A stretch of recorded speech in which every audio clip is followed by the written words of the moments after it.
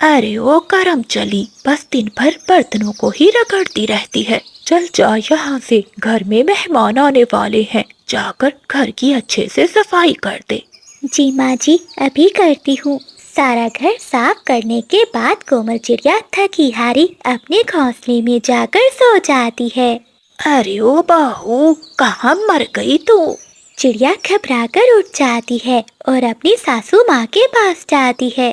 जी माँ जी, मैं तो बस काम खत्म करने के बाद थोड़ा आराम करने गई थी। अरे ओ करम चली, क्या तेरे माँ बाप ने तुझे सोना ही सिखाया है? चल इधर आ और मेरे पाँव में मालिश कर दे। कोमल चिड़िया के साथ रोज उसकी सास का ऐसे ही जुल्मो सितम होता रहता है। दिन भर काम करने के बाद भी उसकी जालिम सास उसे आराम करने नहीं देती। एक दिन चिड़िया की सहेली तोती आती है। कोमल, कैसी हो? शादी के बाद तो बहुत बदल गई हो। हाँ हाँ तोती बेटी, बदले की ना, दिन भर खा पी कर सोती जो रहती है। अरे ये क्या चिड़िया, तुम कितनी लकी हो। तुम्हें कितनी अच्छी सास मिली है। अपनी सास के सामने कोमल अपनी सहेली चिंकी से कहती है। अच्छा चिंकी, बताओ क्या खाओगी? चिड़िया की सास ये सुनकर कहती है। कोमल बहू, जरा इधर मेरी बात तो सुनना। जी माँ जी। तेरे बाप ने यहाँ मुफ्त में राशन खोल रखा है क्या, जो तू किसी को भी भोजन खिला रही है? बेचारी चिड़िया अपनी सहेली को लेकर अपने कमरे में चली जाती है। कोमल, तुम्हारी सास तो बहुत अच्छी है, तुम्हारा कितना ख्याल रखती है। ये सुनकर चिड़िया रोने लगती है। कोमल, क्या हुआ? तुम ऐसे रो क्यों रही हो? चिंकी बहन, मैं दिन भर घर का काम करती हूँ। काम करते करते देखो, मेरे पंख भी सूज गए हैं।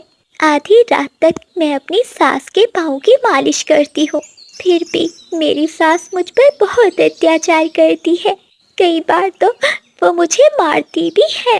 कोमल, तुम पर तो बहुत अत्याचार हो रहा है, तुम ये सब बर्दाश्त मत करो। इतना कहकर चिंकी तोती वहाँ से चली जाती है। बेचारी चिड़िया रोती रोती अपने घोंसले में सो जाती है। इतने में सास की आवाज फिर से आती है। अरे ओ करम चली, इधर आ, टाइम मिला नहीं कि सो गई घोड़े बेचकर। चिड़िया घबरा कर उठती है और अपनी सास के पास आती है।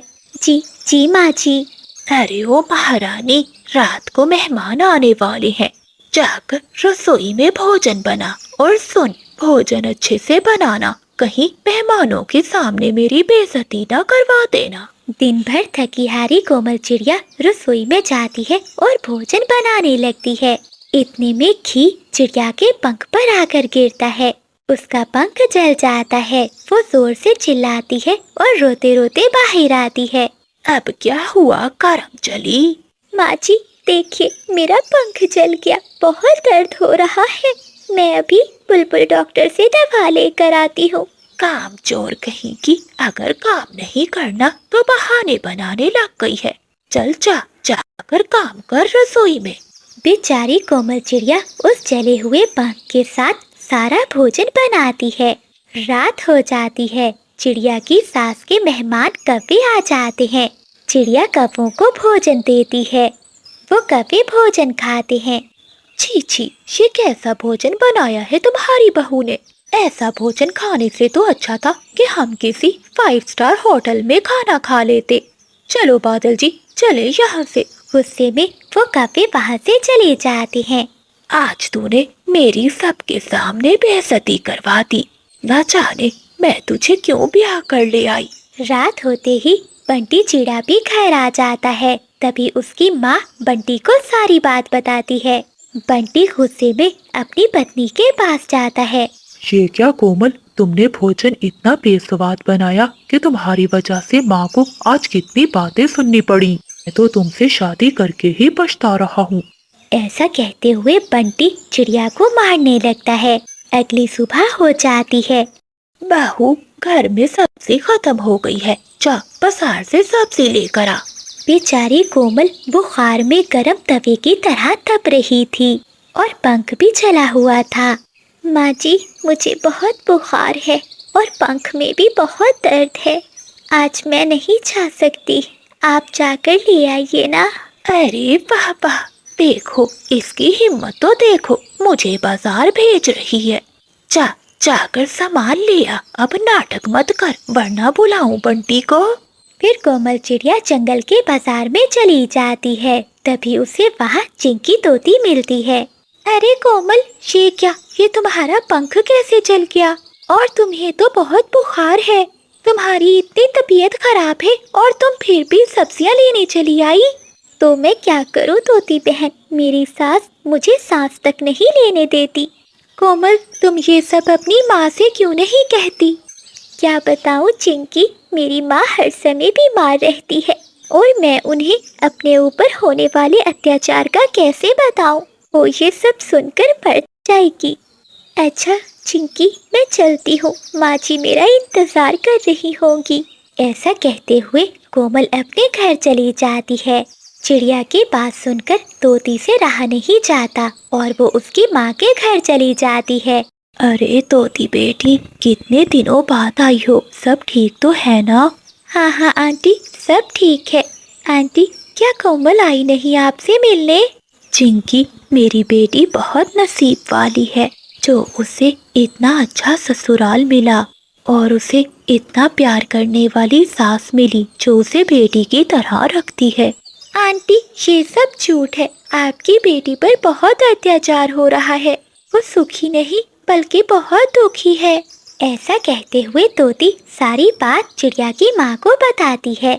चिड़िया की माँ ये सुनकर बहुत गुस्से में आ जाती है और वो अपनी बेटी के ससुराल में जाती है। तुम मेरी बच्ची पर इतना जुल्म करती हो, तुम्हें शर्म नहीं आती? बहन जी, ये तुम क्या कह रही हो? मैंने तो कभी तुम्हारी बेटी पर जुल्म नहीं किया। अरे माँ, आप यहाँ, क्या हुआ? अब तो मैं मर गई। लगता है चिड़िया सब बता देगी अपनी माँ को।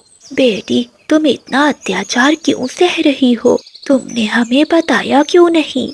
ये आप क्या कह रही हैं माँ? आपसे ये सब किसने कहा? बेटी, ये सब मुझे चिंकी ने बताया है। नहीं नहीं माँ, मैं यहाँ बहुत खुश हूँ और सासू माँ जी तो मेरा बहुत अच्छे से ध्यान रखती हैं। बेचारी चिड़िया अपनी सास की बेइज्जती ना हो इसलिए झूठ बोलती है। हाँ माँ, मैं यहाँ बहुत खुश हूँ और माँ जी तो मुझे सगी बेटी से भी ज्यादा प्यार करती हैं। तो बेटी, तुम्हारा ये पंख कैसे जला? माँ, ये तो मैं रसोई में भोजन बना रही थी, तभी मेरा पंख जल गया। कोमल की ऐसी बातें सुनकर उसकी सास की आंखों में आंसू आ जाते हैं और वो मन में सोचती है, मैंने अपनी बहू पर कितना अत्याचार किया और आज इसने मुझे बेइज्जत होने से बचा लिया। फिर चिड़िया की माँ वहाँ से चली जाती है। कोमल की सास को अपने किए पर बहुत पछतावा होता है और वो अपनी बहू से माफ़ी मांगती है। नहीं नहीं माँ जी, आप ऐसा मत बोलिए, आप तो मेरी माँ जी हैं। माँ तो हमेशा माँ ही होती है। बेटी, तुम सच में बहुत अच्छी बहू और बेटी हो, मुझे माफ कर दो।